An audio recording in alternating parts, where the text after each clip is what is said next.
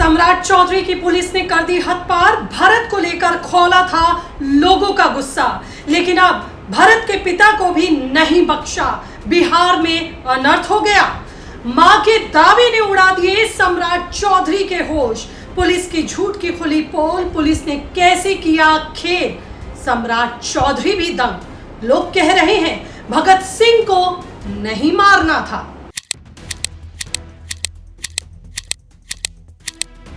नमस्कार, आपके साथ मैं हूं ज्योति विनय कपूर। तो दोस्तों, बिहार का एक लड़का था, नाम था भरत भूषण तिवारी। नाम तो सुना ही होगा। जो अपने गांव के लिए कुछ करना चाहता था, अपने बिहार को दलदल से निकालकर नया बिहार बनाना चाहता था, जो अपने गांव और गांव वालों के लिए जीता था। और शायद उसके जीवन के इसी समर्पण ने बहुत कम वक्त में ऐसी क्रांति की जिसने आम लोगों के अंदर भी जोश भर दिया। वो जोश था सड़े हुए सिस्टम को साफ करने का। वो जोश था सड़े हुए सिस्टम को बदलने का। सम्राट चौधरी की पुलिस सब कुछ देख रही थी, लेकिन जब उसको लगा कि अब भरत सच में सड़े गले सिस्टम को साफ करने की ताकत रखता है, जिसके दम पर वो क्रांति ला सकता है, सिस्टम से टकरा सकता है, भरत सिंह की तरह लोहा ले सकता है, भ्रष्ट नेताओं के लिए खतरा बन सकता है, तो फिर निपटाने के लिए उसके खिलाफ ही एक घिनौना चक्रव्यूह रचा गया। इस पूरी घटना ने भगत सिंह की यादों को ताजा कर दिया। आपको याद है अंग्रेजों ने किस तरीके से भगत सिंह को मारा था? अंग्रेजी हुकूमत ने तब एक विशेष ट्रिब्यूनल का गठन किया था और बिना किसी निष्पक्ष सुनवाई के भगत सिंह को फांसी की सजा सुना दी थी।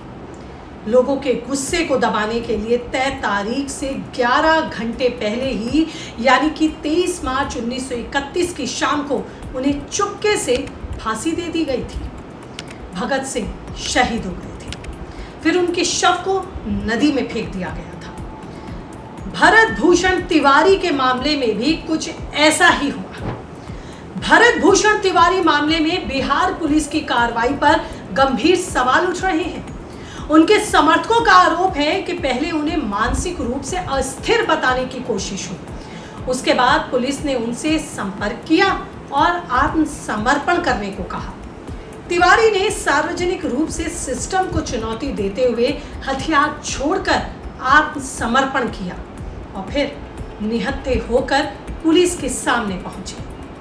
भरत भूषण तिवारी प्रकरण में सबसे बड़ा सवाल यही है कि यदि कोई व्यक्ति हथियार छोड़कर निहत्था आत्मसमर्पण करता है तो उसके बाद कानून और प्रक्रिया का पालन किस हद तक हुआ?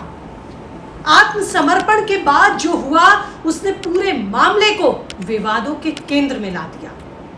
आज बिहार में बहस एक व्यक्ति की नहीं, बल्कि कानून, न्याय और सिस्टम की जवाबदेही की हो रही है, जिसकी गूंज अब पूरे बिहार में सुनाई दे रही है। चलिए अब आपको सुनाती हूँ भरत तिवारी की सबसे ज्यादा वो कौन सी बातें हैं जो वायरल हो रही हैं।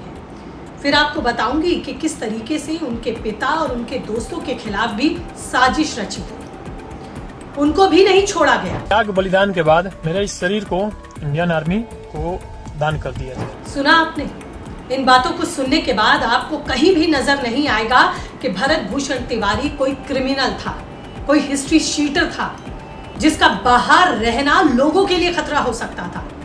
वो तो सड़े गले सिस्टम को सिस्टम से उखाड़ फेंकने की बात कर रहा था। अपने गांव को दोबारा बसाने के लिए सिस्टम से लड़ रहा था। हाँ, बेशक उसने थोड़ा कानूनी बातों को नजरअंदाज किया, हाथ में पिस्टल उठाई, लेकिन सवाल यहाँ सिर्फ हाथ में पिस्टल लेने का नहीं है। सवाल यहाँ पर यह भी है कि आखिर एक युवक व्यवस्था को बदलने के लिए इतना मजबूर क्यों हुआ? उसके सामने और कोई दूसरा रास्ता क्यों नहीं बचा? मैं अब भरत भूषण तिवारी के फेसबुक पोस्ट को देख रही थी। वहाँ भी यही देख सकते हैं कि और समझ भी सकते हैं कि वह किस चीज़ के लिए लड़ रहे थे। व्यक्तिगत उनकी कोई लड़ाई नहीं थी। किसी व्यक्ति और किसी सरकार के खिलाफ उनकी कोई लड़ाई नहीं थी। उनकी लड़ाई थी उस खोखले सिस्टम के खिलाफ। उनकी लड़ाई थी इस बात के खिलाफ कि लोगों को धोखा क्यों दिया जा रहा है। जो गांव बाढ़ की चपेट में बह गया था, उसी गांव को उसी तरीके से फिर क्यों बसाया जा रहा है। अपने लोगों के लिए लड़ रहे थे, लेकिन यही लड़ाई उनके लिए आखिरी लड़ाई बन गई। मेडल बटोरने के चक्कर में बिहार के पुलिस ने सरेंडर करने के बावजूद उनको शहीद कर दिया। इसलिए लोग बेहद गुस्से में हैं और पूछ रहे हैं कि क्या भरत भूषण कोई हिस्ट्री शीटर था जिसने कई लोगों की जान ली थी। लेकिन वाकई ये सच्चाई देखकर भी बेहद दुख होता है कि जो लोग क्रिमिनल होते हैं, जिन लोगों के ऊपर सैकड़ों मुकदमे दर्ज होते हैं, वो तो बिहार की गलियों में फॉर्च्यूनर से पुलिस की ही सुरक्षा में घूम रहे होते हैं। एसोसिएशन फॉर डेमोक्रेटिक रिफॉर्म्स की एक रिपोर्ट बताती है कि चुनाव आयोग को दिए गए उम्मीदवारों के शपथ पत्रों के आधार पर बिहार के विधायकों में एक बड़ी संख्या ऐसे नेताओं की है जिन पर गंभीर आपराधिक मामले लंबित हैं। इनमें सत्ताधारी और विपक्ष दोनों ही पक्षों के नेता मौजूद हैं। गठबंधनों जैसे एनडीए और महागठबंधन के कई प्रमुख चेहरे भी इनमें शामिल हैं। लेकिन मजाल है कि कोई इन नेताओं पर हाथ भी रख दे, इनसे कोई पूछताछ भी कर ले। क्यों अपराध किया, आपने क्यों गलत किया, क्यों पुलिस के अंदर हिम्मत नहीं है। लेकिन एक निहत्थे लड़के को, जो एक क्रांति के साथ लोगों को आगे बढ़ा रहा था, जो एक क्रांति के तहत लोगों और सिस्टम से पूछ रहा था, उसे भगत सिंह की तरह ही मार दिया गया। दरअसल भरत भूषण ये चाह रहा था कि सड़े हुए सिस्टम को बदला जाए, सड़े हुए सिस्टम को सुधारा जाए। उस सिस्टम ने ही भूषण को उखाड़ कर फेंक दिया। इसलिए कहा जाता है कि भगत सिंह बनना आसान नहीं होता। कई लोग तुलना भगत सिंह से भरत भूषण की कर रहे हैं, लेकिन कुछ लोग कह रहे हैं कि भगत सिंह से उनकी तुलना नहीं की जा सकती। भगत सिंह का संघर्ष नहीं देखा, देश के लिए उनके जज्बे को शायद लोगों ने नहीं देखा। शायद ये वही लोग हैं, इसीलिए वो भरत भूषण की देशभक्ति को भी नहीं समझ पा रहे। यहाँ तो भरत ने आम लोगों के लिए आवाज़ उठाने का फैसला किया था, आम लोगों के लिए ही हथियार उठाने का फैसला किया था। सवाल ये भी है कि अगर नक्सलवाद से आज़ादी दिलाने के लिए गृह मंत्री अमित शाह नक्सलियों को माफ कर सकते हैं, उनको नई जिंदगी की शुरुआत करने के लिए प्रेरित कर सकते हैं, तो फिर भरत भूषण के लिए ये कदम क्यों नहीं उठाया गया। अब जो मैं आपको आगे बताने जा रही हूँ वो और चौंकाने वाला है। इस मामले में खूब लीपापोती भी हो रही है। पहले जिस भरत भूषण को पुलिस मानसिक रूप से अस्थिर बता रही थी, जब पता चला कि फर्जी इनकाउंटर हुआ है, तब 2 दरोगा और 2 पुलिसकर्मियों को सिर्फ निलंबित कर दिया गया। क्या होगा इस निलंबन से? क्या इससे भरत भूषण तिवारी जिंदा हो जाएगा? कैसे इससे भरत की मां की रूह को सुकून मिलेगा? इस समय भरत की मां का रो रो कर बुरा हाल है। उन्होंने सीधे आरोप सम्राट चौधरी के ऊपर लगाए हैं। उन्होंने कहा कि मैं श्राप देती हूं सम्राट चौधरी को कि मेरे बेटे की तरह तुम्हारा बेटा और तुम्हारा परिवार भी ऐसे ही खत्म होगा। तुम्हें भी ऐसे ही तड़फना पड़ेगा, तभी तुम्हें मेरी तड़फ का अंदाजा होगा। माँ की आंखों में आंसू हैं। बताया जा रहा है कि भरत को जब पुलिस ने उठाया तब माँ कई किलोमीटर तक पीछे दौड़ी, क्योंकि माँ को एहसास हो गया था कि बिहार पुलिस अब उसके बच्चे को नहीं छोड़ेगी। जानकारी सामने ये भी आ रही है कि उस समय पुलिस ने भरत की माँ को भगा दिया। इतना ही नहीं, उनके पिता को भी जबरदस्ती भगाया गया, ऐसा समर्थकों का दावा है। लेकिन अब चौंकाने वाली खबर सामने आई है। खबर के मुताबिक भरत की मौत के बाद गुस्साए जिन लोगों ने प्रदर्शन किया था, अपना गुस्सा निकाला था, उनके ऊपर भी अब मुकदमा दर्ज कर दिया गया है। हंगामे, सरकारी काम में बाधा डालने और माहौल बिगाड़ने को लेकर बितौली पंचायत के मुखिया समेत 14 नामजद और 50 से अधिक अज्ञात लोगों के खिलाफ दूसरी एफआईआर दर्ज की गई है। खबर यह भी है कि भरत के पिता का नाम भी इसमें शामिल किया गया है।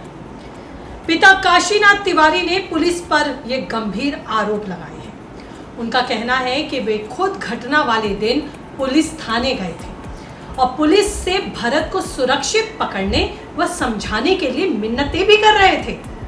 समर्थकों का आरोप है कि पुलिस ने पिता को दिन भर थाने में बिठाए रखा और पीछे से उनके बेटे पर फर्जी इनकाउंटर कर दिया। खबर के मुताबिक पुलिस ने भरत के पिता को भी मामले में आरोपी बना दिया है, यानी कि बेटे को मौत के घाट उतारा गया और उसके बाद पिता को भी अलग अलग धाराओं में आरोपी बना दिया गया। ये अभी जांच का विषय होना चाहिए। सम्राट चौधरी के लिए भरत की मौत गले की फांस बन सकती है।